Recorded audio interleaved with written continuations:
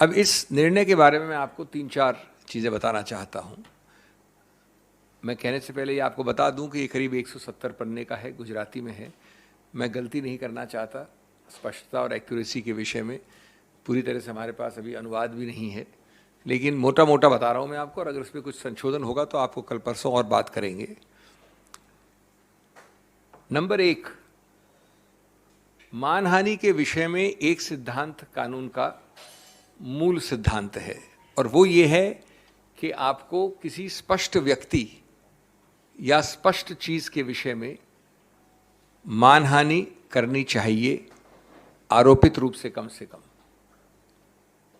आप मानहानि एक मोटे मोटे बड़े बड़े मुद्दे के विषय में नहीं कर सकते, एक ऐसे विषय के बारे में जिसमें स्पष्टता नहीं है, एक व्यक्ति विशेष के विरुद्ध आक्षेप नहीं है, और अगर वो आरोप वेग हैं, ज़्यादा ब्रॉड हैं, बहुत बड़े एक हिस्से को, जनसंख्या को लेते हैं अपने आरोपों में, तो उसको मानहानि नहीं कह सकते।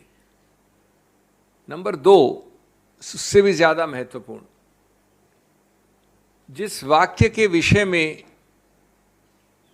चुनौती दी गई है कानून द्वारा, उस वाक्य में के विषय में किसी भी उन व्यक्तियों ने कोई भी कंप्लेंट फाइल नहीं की है जिनके संबंध में वो वाक्य कहा गया है।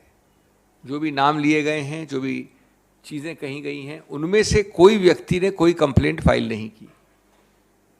ये भी मानहानि के कानून का एक बहुत अभिन्न अंग है कि जिसकी मानहानि हुई है उसको ही कंप्लेंट फाइल करनी होती है, और उसको बताना होता है कि किस प्रकार अमुक व्यक्ति के कहने से इस व्यक्ति की मानहानि हुई। ये कंप्लेंट उनमें से किसी व्यक्ति द्वारा नहीं है। नंबर 3, जब फौजदारी मुकदमा करते हैं, जो कि किया गया इस केस में, तो एक गलत नीति, द्वेष की भावना सिद्ध करना अति आवश्यक है।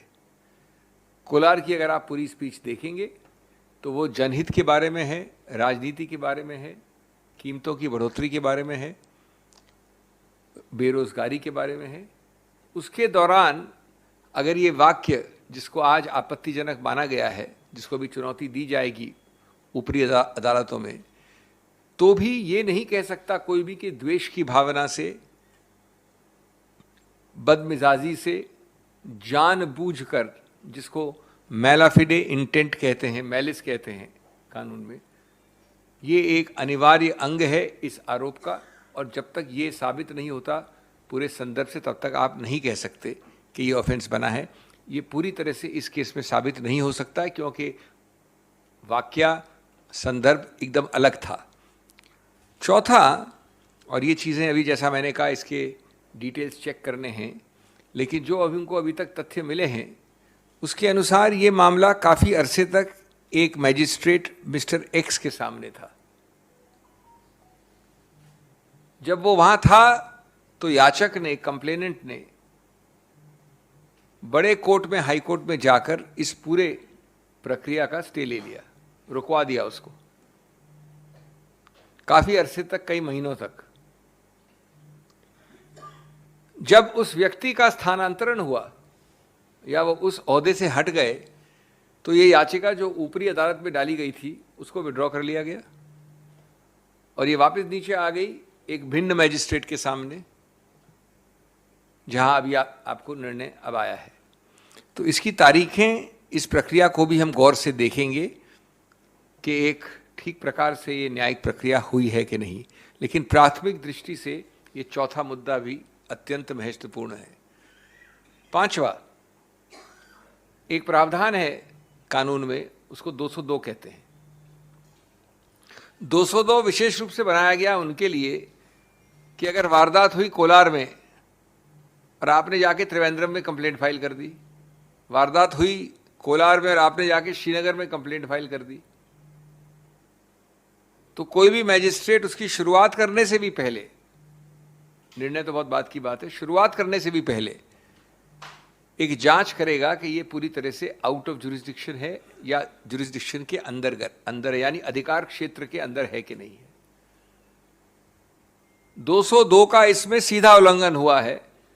सूरत के मैजिस्ट्रेट ने जिस आसानी से इस मामले में आगे बढ़ोतरी की है और फिर निर्णय दिया है कोलार वाले वक्तव्य के विषय में, वो अत्यंत आपत्तिजनक है कानूनी रूप से और क्वेश्चनेबल है, जो कि और हम इसका विश्लेषण करेंगे।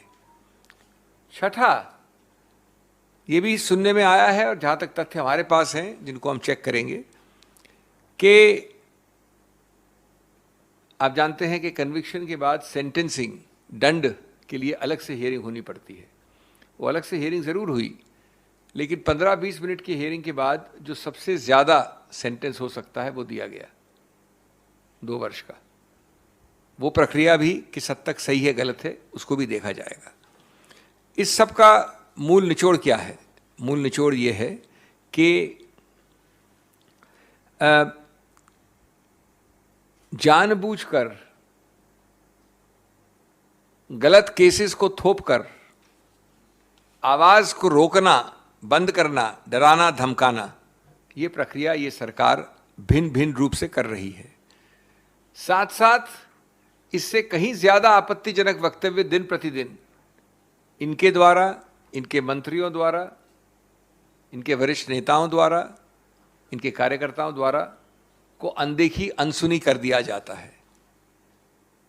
लेकिन इस भय से अगर वो सोचते हैं कि किसी रूप से जनहित के मुद्दों को उठाने में कांग्रेस हिचकेगी या राहुल गांधी हिचकेंगे, तो ये गलत धारणा है।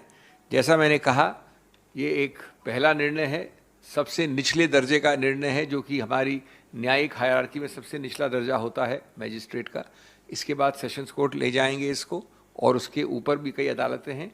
ये गलत निर्णय है, कानून में इसका समर्थन नहीं किया जा सकता, और हम आश्वस्त हैं कि जल्द से जल्द इस विषय में हमारे पास एक सकारात्मक निर्णय आएगा।